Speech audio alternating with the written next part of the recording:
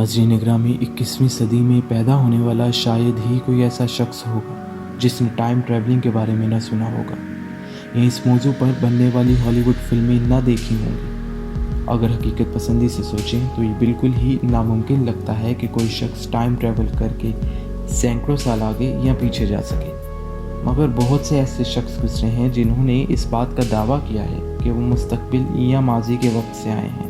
لوگوں کی توجہ اور شہرت پانے کے لیے یہ دعویٰ کوئی خاص نہیں ہے۔ اس کے علاوہ بہت سے لوگوں نے مستقبل یا ماضی کے آنے کے بعد بہت سی پیشن گوئیاں بھی کی ہیں، اور آپ کو یہ جان کر بہت حیرانگی ہوگی کہ کچھ لوگوں کی پیشن گوئیاں لفظ بہ لفظ سچ بھی ثابت ہوئی ہیں۔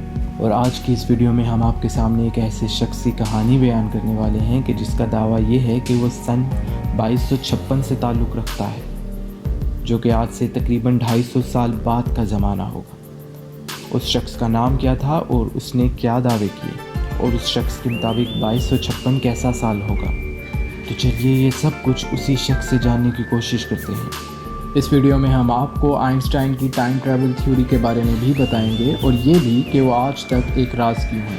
تو چلیے ہم موضوع کا باقاعدہ آغاز کرتے ہیں۔ ناظرین گرامی، 2003 میں FBI کے ادارے نے 46 سالہ ایک شخص اینڈریو کارلسن کو گرفتار کیا اور اس پر یہ الزام لگایا کہ اس نے فراڈ کر کے یہ پیسے کمائے ہیں، اور یہ بھی کہ وہ غیر معمولی طور پر خوش نصیب ہے کیونکہ اس نے اسٹاک مارکیٹ سے اتنے پیسے کمائے جو ماضی میں شاید ہی کسی شخص نے کمائے ہوں گے۔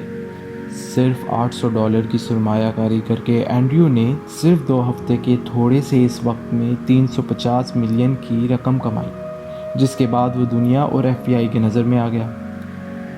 ان سب چیزوں کو دیکھتے ہوئے FBI نے شک کی بنیاد پر اینڈریو کو گرفتار کر لیا۔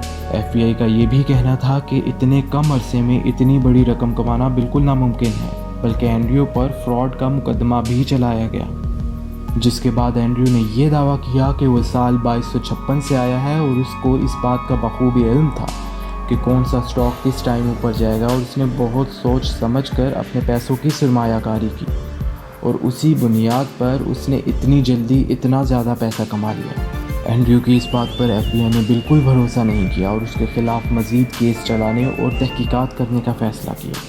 FBI کے پیروں تلے زمین اس وقت نکل گئی جب تحقیقات سے اس بات کے ثبوت ملے کہ 2002 سے پہلے اینڈریو کسی بھی حکومتی دستاویز میں نہیں ہے، یعنی 2002 سے پہلے نہ تو اس کا کوئی وجود تھا اور نہ ہی کسی قسم کی کوئی معلومات۔ اب FBI والے بھی اس بات سے بالکل حیران رہ گئے تھے کہ یہ شخص اچانک کیسے اور کہاں سے نمودار ہو گیا۔ اس کے بعد جو ہوا وہ اس سے بھی کہیں زیادہ حیرت انگیز تھا۔ وہ ایک ایسا واقعہ تھا جس نے سب کے ہوش اڑا دیے، یعنی 3 اپریل 2003 کو اینڈریو کو عدالت میں اپنی ضمانت کے لیے پیش ہونا تھا، مگر پیشی سے پہلے ہی وہ شخص کہیں غائب ہو گیا، اور اس کے بارے میں آج تک کسی کو معلوم نہ ہو سکا کہ وہ کہاں غائب ہو گیا۔ اس واقعے کو سننے کے بعد بہت سے لوگ یہی سوچ رہے ہوں گے کہ کیا اینڈریو واقعے میں ٹائم ٹریول کر کے آیا تھا، یا کیا ٹائم ٹریول اصلی دنیا میں بھی کوئی وجود رکھتا ہے یا بس فلموں کی حد تک محدود ہے۔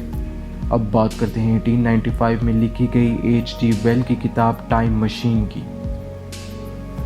اسی کی اس کتاب کے بعد ٹائم مشین کا لفظ مشہور ہو گیا، یعنی ایک ایسی مشین جس سے انسان مستقبل اور ماضی دونوں کا سفر کر سکتا ہے۔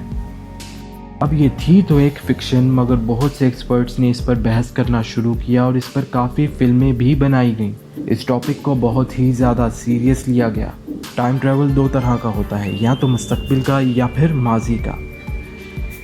اور مستقبل میں جانے کے بارے میں صدی کے سب سے بڑے سائنسدان آئنسٹائن کی پیش کردہ تھیوری کے بعد کافی لوگوں نے اس پر اپنے مشاہدات پیش کیے۔ آئنسٹائن نے ٹائم ڈیلیشن کی تھیوری متعارف کروائی، جبکہ اس سے پہلے یہی مانا جاتا تھا کہ ٹائم ایک مسلسل چلنے والی چیز ہے، پھر چاہے ہم زمین پر ہو یا کسی بھی سیارے پر۔ دنیا کے بہترین سائنسدان نیوٹن نے بھی یہی کہا تھا کہ خلا میں کسی بھی رفتار سے سفر کیا جائے، وقت کی رفتار ہمیشہ ایک سی رہتی ہے، اور آئنسٹائن نے نیوٹن کی اس تھیوری کو غلط ثابت کر کے بتایا کہ وقت ایک ندی کی طرح ہے۔ جیسے ندی میں پانی کا بہاؤ کم یا تیز ہوتا رہتا ہے، اسی طرح وقت کی رفتار بھی بدلتی رہتی ہے۔ آئنسٹائن کے مطابق کوئی ایسی چیز جس کی رفتار کافی تیز ہو اور گریویٹیشن بھی معمول کے مطابق نہ ہو تو وقت کی تبدیلی ممکن ہے۔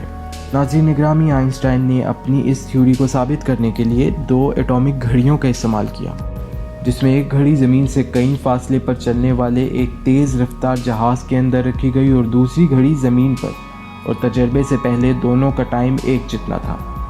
मगर जहाज़ के लैंड होने के बाद ज़मीन और जहाज़ वाली घड़ियों में कुछ नैनो सेकंड्स का फ़र्क देखा गया। इस तजर्बे से एक नई थ्योरी सामने आई कि अगर कोई ऐसा तेज़ रफ्तार जहाज़ या रॉकेट बना लिया जाए जो रोशनी की रफ्तार से खला में सफ़र कर सके तो शायद टाइम ट्रैवल किया जा सकता है।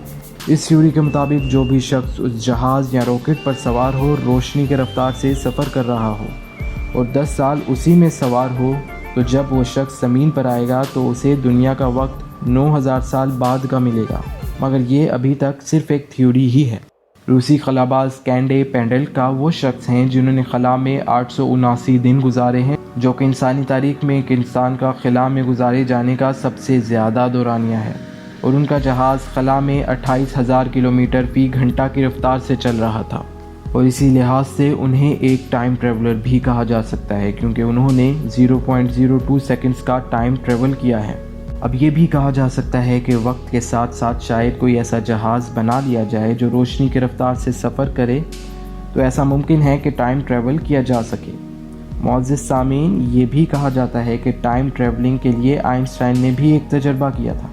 अब ये भी कहा जा सकता है कि शायद वक्त के साथ साथ कोई ऐसा जहाज़ बना लिया जाए जो रोशनी की रफ्तार से सफ़र कर सके, तो ऐसा मुमकिन है कि टाइम ट्रैवल किया जा सके।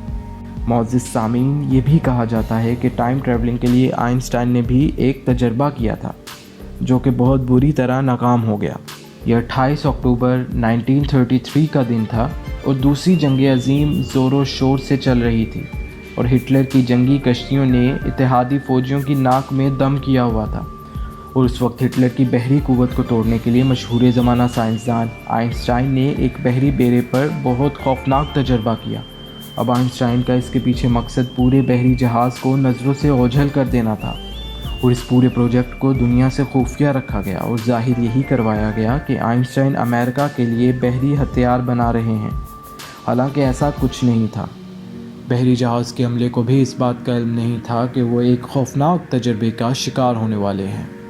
जहाज़ के कुछ फासले पर आइंस्टाइन के साइंसदानों की एक टीम जहाज़ का मुशाहिदा कर रही थी, और अब इस तजर्बे का बाकायदा आगाज़ होने वाला था। अब जहाज़ पर एक ख़ास फ्रीक्वेंसी की मक़नातीसी रेस फेंकी गई, जिसके बाद जहाज़ नज़रों से ओझल हो गया, और तजर्बे से मुंसलिक तमाम साइंसदान बहुत खुश हो गए कि वो सब अपने तजर्बे में कामयाब हो गए। मगर उन्हें अपनी नाकामी का इल्म उस वक्त हुआ जब साइंसी आलात ने जहाज़ को वापस लाने का काम बंद कर दिया, और उसके कुछ 10 मिनट के बाद जहाज़ वापस नमूदार होता है, मगर जहाज़ का आधे से ज़्यादा अमला जल के खाक हो गया था और बाकी बचने वाले पागल हो चुके थे। और उसके बाद इस प्रोजेक्ट को फौरी तौर पर ख़त्म करके रिकॉर्ड्स जला दिए गए ताकि प्रोजेक्ट का कोई सबूत ना मिले, जबकि जहाज़ में मरने वाले फ़ौजियों के लवाहिकीन से यही कहा गया कि जहाज़ जंग के दौरान तबाह हो गया और इसमें तमाम लोग हलाक हो गए। जी तो मुअज़्ज़िज़ सामीन, ये थी हमारी आज की वीडियो।